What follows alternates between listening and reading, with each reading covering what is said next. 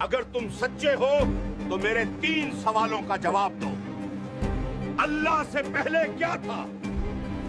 जब तुम नमाज पढ़ते हो तो अल्लाह सबको एक साथ कैसे देखता है? और आखिरी सवाल, तुम्हारा अल्लाह इस वक्त क्या कर रहा है काम? तुम्हारे पहले सवाल का जवाब ये है कि तुम 10 से लेकर 1 तक गिनती करो। और जब उसने गिनती शुरू की तो 1 पर आके रुक गया और उन्होंने पूछा कि 1 से पहले क्या आता है? 1 से तो गिनती शुरू होती है, 1 से पहले कुछ नहीं आता। तो अल्लाह से पहले भी कुछ नहीं था।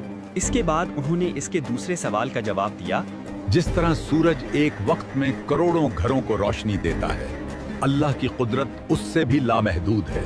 और आखिरी सवाल, तुम्हारा अल्लाह इस वक्त क्या कर रहा है काम? तो अब इस सवाल का जवाब उन्होंने कुरान मजीद से दिया। अल्लाह ही आसमानों और जमीन को थामे हुए है कि कहीं वो अपनी जगह से टल न जाएं, और अगर वो टलने लगें तो अल्लाह के सिवा कोई ऐसा नहीं जो उनको थाम सके।